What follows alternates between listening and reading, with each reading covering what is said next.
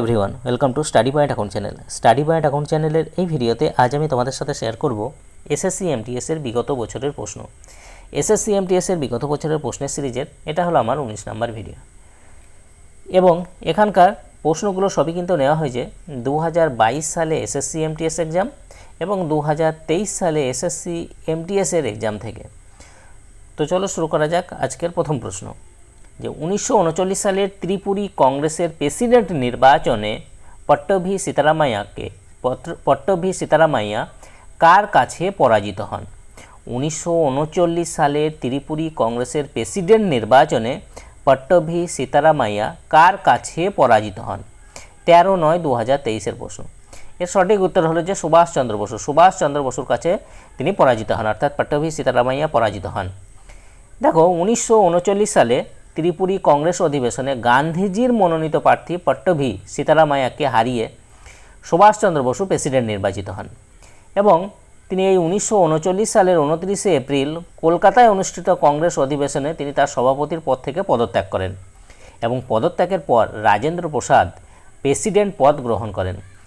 Subhash Chandra Basu president পদ থেকে পদত্যাগ করার পর সেই পদত্যাগের পর প্রেসিডেন্ট পদ কে গ্রহণ করেন? রাজেন্দ্র প্রসাদ। এছাড়া নেতাজি সুভাষচন্দ্র বসু পরপর দুবার জাতীয় কংগ্রেসের প্রেসিডেন্ট নির্বাচিত হন।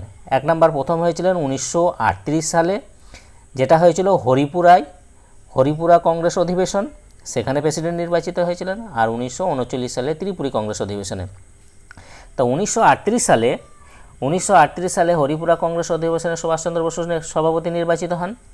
এখান থেকে একটা প্রশ্ন হয়, যেটা এসএসসি এমটিএস বা এসএসসির যে কোনো পরীক্ষায় সবথেকে বেশি জিজ্ঞাসা করা হয়, যে 1938 সালে জাতীয় কংগ্রেসের হরিপুরা অধিবেশনে জাতীয় পরিকল্পনা পরিষদ গঠিত হয়।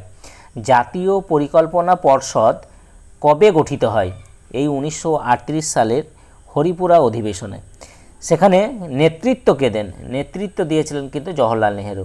এই অধিবেশনে সভাপতিত্ব করেছিলেন নেতাজি সুভাষচন্দ্র বসু, কিন্তু জাতীয় পরিকল্পনা যে পর্ষদ গঠিত হয়েছিল সেটার নেতৃত্ব দিয়েছিলেন জওহরলাল নেহেরু। নেক্সট, বিখ্যাত কয়লা খনির অঞ্চল কোবরা ভারতের কোন রাজ্যে অবস্থিত?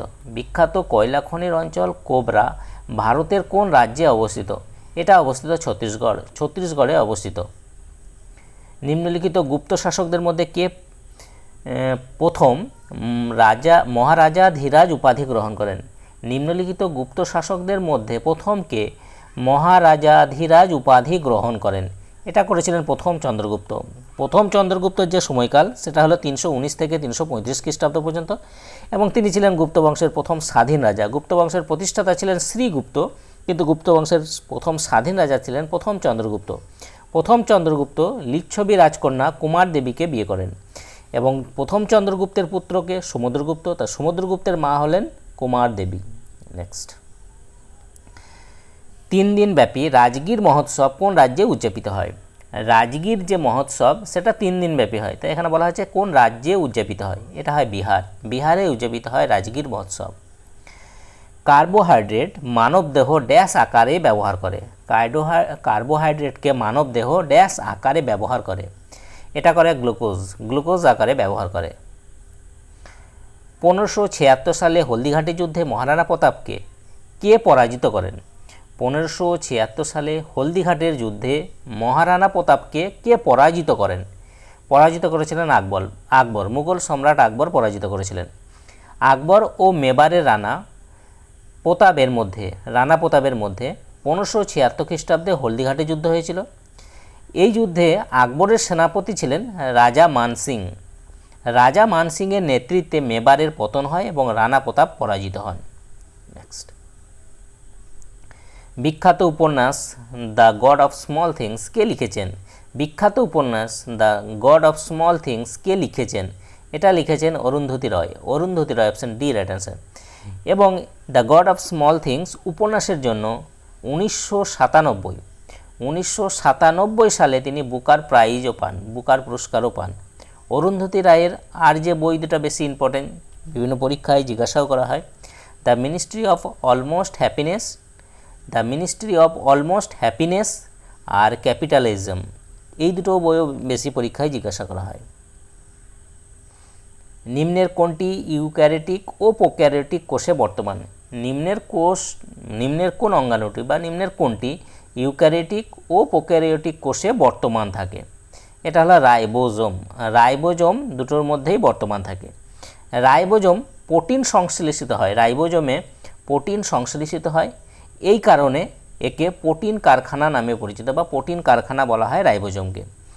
লাইসোজোমকে কোষের আত্মঘাতী থলি বলা হয়। লাইসোজোমকে কোষের ঝাড়ুদারও বলা হয়।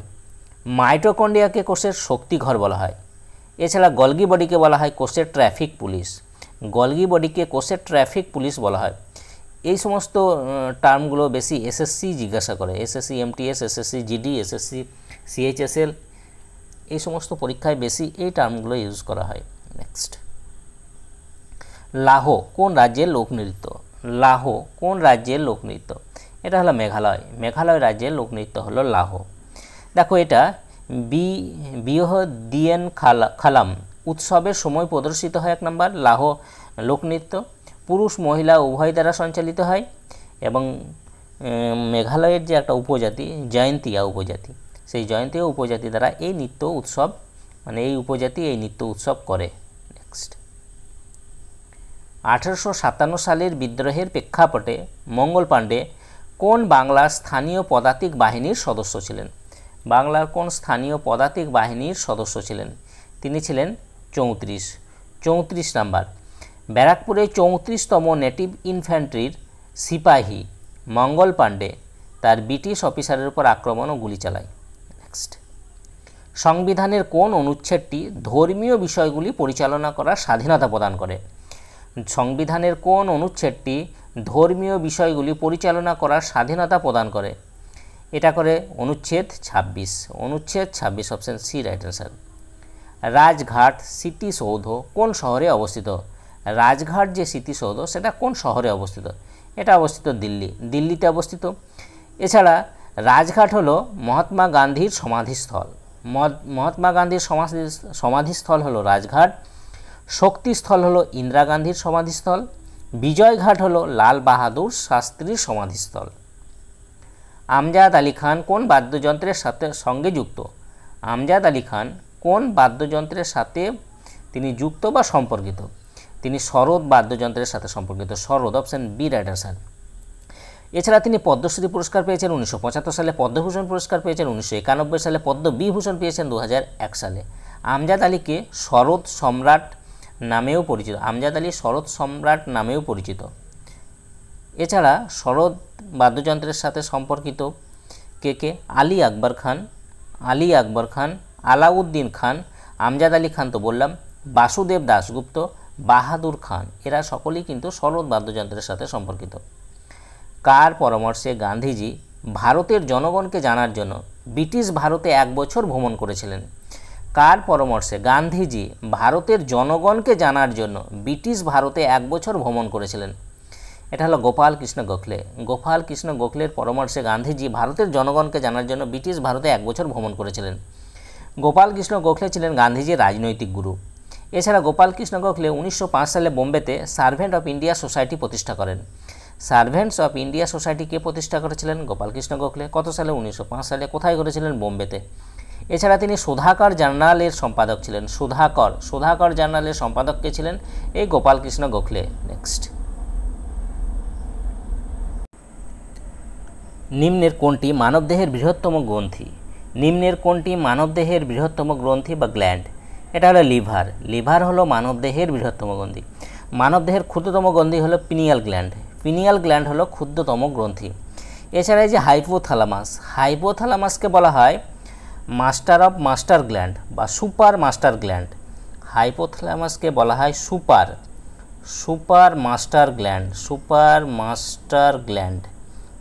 মাস্টার গ্ল্যান্ড বলা হয় হাইপোথ্যালামাসকে।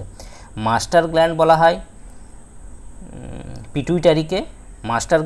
পিটুইটারিকে। আর সুপার মাস্টার গ্ল্যান্ড বলা হয় হাইপোথ্যালামাসকে। নেক্সট, নিম্নের কে তবলা বাদ্যযন্ত্রের সাথে সম্পর্কিত? তিনি হলেন জাকির হোসেন তবলা বাদ্যযন্ত্রের সাথে সম্পর্কিত।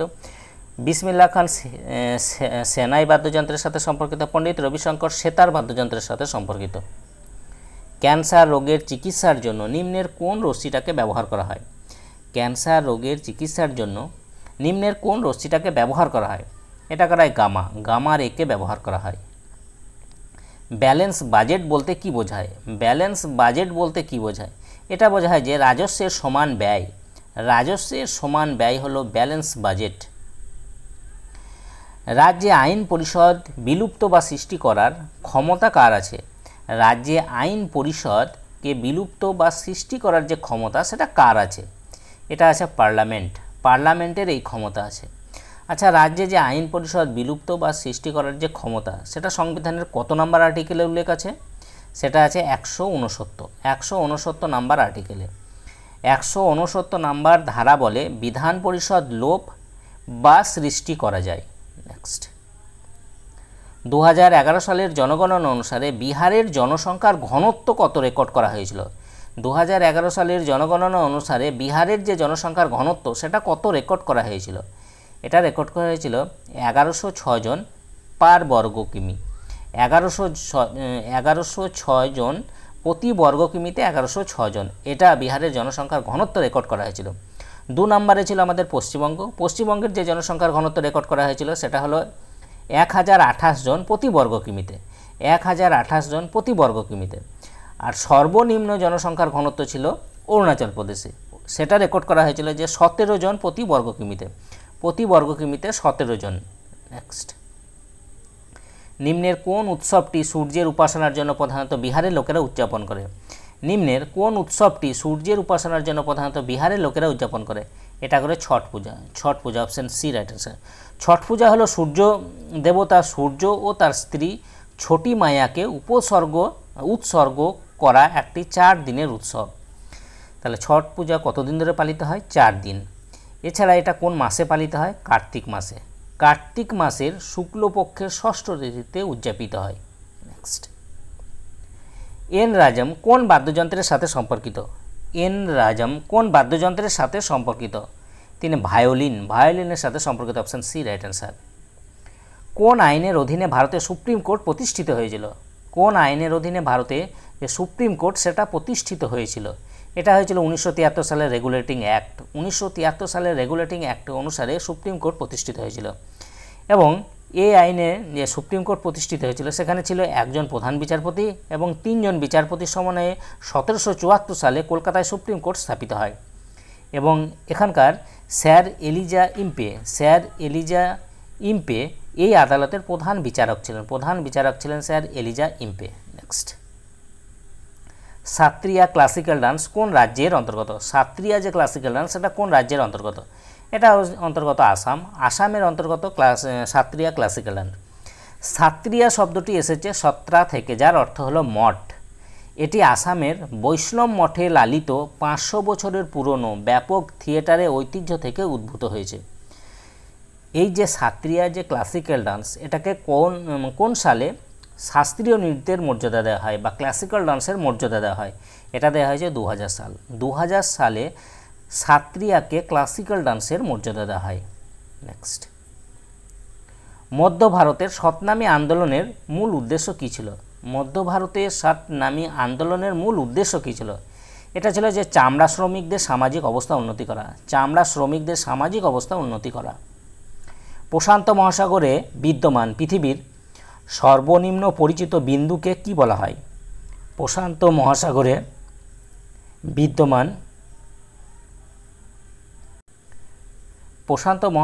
বিদ্যমান পৃথিবীর সর্বনিম্ন পরিচিত বিন্দুকে বলা হয় চ্যালেঞ্জার দ্বীপ। চ্যালেঞ্জার দ্বীপ, option B right sir. Challenger দ্বীপ বলা হয়। Okay, next, Vivekananda rock memorial কোথায় অবস্থিত? বিবেকানন্দ রক মেমোরিয়াল কোথায় অবস্থিত? এটা অবস্থিত কন্যাকুমারী। কন্যাকুমারীতে অবস্থিত বিবেকানন্দ রক মেমোরিয়াল। মুঘল সম্রাট ঔরঙ্গজেব তার স্ত্রী দিলরাস বানু বেগমের স্মরণে কোন মুঘল স্মৃতিসৌধটি নির্মাণ করেছিলেন? মুঘল সম্রাট ঔরঙ্গজেব তার স্ত্রী দিলরাস বানু বেগমের স্মরণে কোন মুঘল স্মৃতিসৌধটি নির্মাণ করেছিলেন? এটা করেছিলেন Bibi Ka Maqbara. Option B right answer. তো অনেক জায়গায় অপশানে কিন্তু ঔরঙ্গজেব না থাকে, ঔরঙ্গজেবের যে পুত্র আজম শাহর অপশানেও থাকে। তাহলে ঔরঙ্গজেবের পুত্র আজম শাহ এটি ঔরঙ্গাবাদে প্রতিষ্ঠা করেছিলেন। কোথায় প্রতিষ্ঠা করেছিলেন? ঔরঙ্গাবাদে। নেক্সট, তোতা পাখি নিচের কোন শ্রেণীর অন্তর্গত? তোতা পাখি নিচের কোন শ্রেণীর অন্তর্গত? তোতা পাখি অ্যাভিসের অন্তর্গত পক্ষী। নেক্সট, নিম্নলিখিতদের মধ্যে কে আকবরের নবরত্নের সদস্য ছিলেন না? নিম্নলিখিতদের মধ্যে কে আকবরের নবরত্নের সদস্য ছিলেন না? রাজা টোডরমল ছিলেন, রাজা মানসিং ছিলেন, আবুল ফজল ছিলেন। যিনি ছিলেন না তিনি হলেন রানা অমর সিং। রানা অমর সিং কিন্তু আকবরের নবরত্নের সদস্য ছিলেন না। তাহলে অপশান ডি রাইট অ্যান্সার। তো এই ছিল এসএসসি এমটিএস এর বিগত বছরের প্রশ্ন। যদি তোমাদের ভিডিওটা ভালো লাগে অবশ্যই লাইক করে দিও, শেয়ার করে দেবো এবং চ্যানেলে নতুন হয়ে থাকলে চ্যানেলটিকে সাবস্ক্রাইব করে নিও। তাই আজ পর্যন্ত ওকে বাই।